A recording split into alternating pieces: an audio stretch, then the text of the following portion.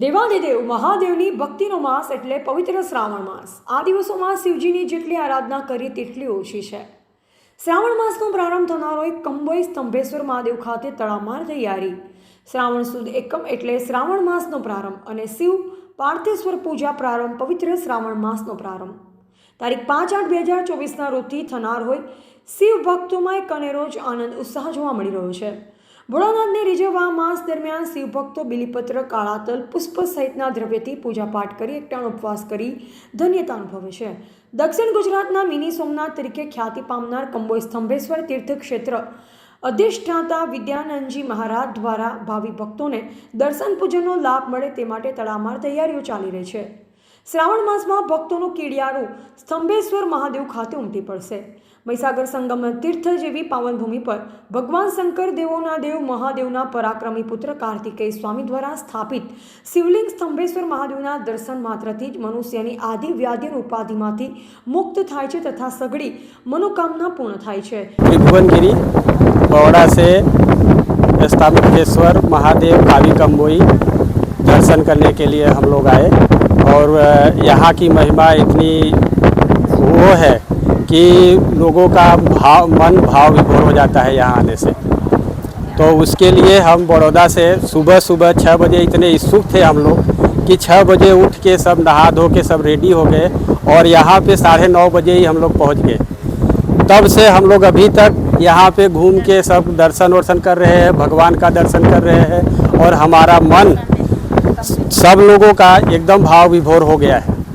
હું નામે લાલશંકર મણિશંકર જોશી, મુકામ ભરૂચ, અવધૂત નગર સોસાયટી ખાતે આવેલ સોમનાથ મહાદેવના અમારા કૃષ્ણ ભજન મંડળ સાથે અમે સૌ 25 થી 27 માણસો અહીંયા કાવી કંબોઈના દર્શને આવ્યા છે અને અહીંયા જે સમુદ્રની જે લહેરો ઉઠી રહી છે અત્યારે અને જે ઘોડાપુર અમારી નજરે જોઈ રહ્યા છે તે જોઈને સૌના દિલ વાવ્યોભર થઈ રહ્યા છે।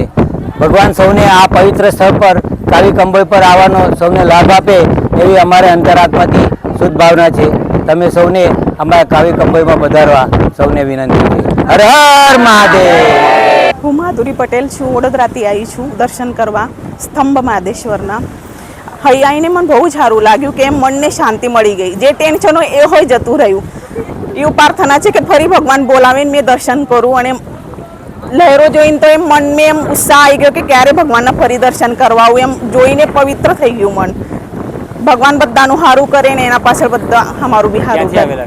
વડોદરાથી આવી છું।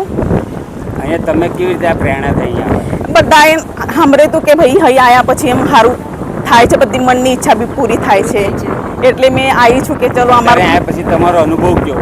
એ જોઈને તો અહીંથી જવાનું મન નથી થતું કે અહીં જ રહી જઈએ, પણ પરિવાર બી સાચવાનો હોય એટલે ભગવાન સ્તંભેશ્વર મહાદેવનું મંદિર આપણા નવ નદીના સંગમ સ્થળ ઉપર, જેને આપણે કાવી કંબોઈના નામથી આખા દેશમાં જે પ્રખ્યાત છે, એ સ્થળનો મહાત્મ્ય સ્કંદ મહાપુરાણના કુમારિકા ખંડમાં ખૂબ જ વિસ્તારપૂર્વક લખેલું છે। આ સ્થળનો મહિમા એવો છે કે લાખો વર્ષ પહેલાં જ્યારે દૈવાસુર સંગ્રામ થયો તે વખતમાં ભગવાન કાર્તિક સ્વામીના હસ્તે આ જગ્યા ઉપર તારકાસુરનો વધ કરવામાં આવ્યું અને જ્યારે તારકાસુરનો વધ થયો ત્યાર પછી બધા દેવતાઓએ ભેગા થઈને આ જગ્યાએ સ્તંભેશ્વર મહાદેવની સ્થાપના કરેલી અને સ્કંદ મહાપુરાણમાં એવું લખે છે કે ભગવાન નારદજીએ આ જગ્યાએ 10,000 વર્ષ તપસ્યા કરી અને ત્યાર પછી એની અંદર ભગવાન કપિલ મુનિએ હજારો વર્ષ તપ કર્યું। કોઈ પણ ઋષિ, મહર્ષિ, દેવતા બધાએ આ સ્થળ ઉપર તપસ્યા કરી અને આ તીર્થસ્થાન આજે શ્રાવણ મહિના આખો મહિનો અહીં અતિ મહારુદ્ર યજ્ઞ ચાલવાનો છે અને ત્યાર પછી અહીં સતત રુદ્રાભિષેકના કાર્યક્રમો પણ ચાલતા હોય છે અને આ શિવલિંગ અને દિવસમાં 6 કલાક દર્શન આપે અને ત્યાર પછી આ મંદિર સમુદ્રની વચ્ચે સમાહિત થઈ જાય છે અને સ્કંદ મહાપુરાણમાં કેદારખંડમાં 550 પાનાનો ઇતિહાસ આ સ્તંભેશ્વર મહાદેવનું લખેલું છે। રિપોર્ટર અંગુની જાકીર, સંબંધ ભારત ન્યૂઝ ભરૂચ।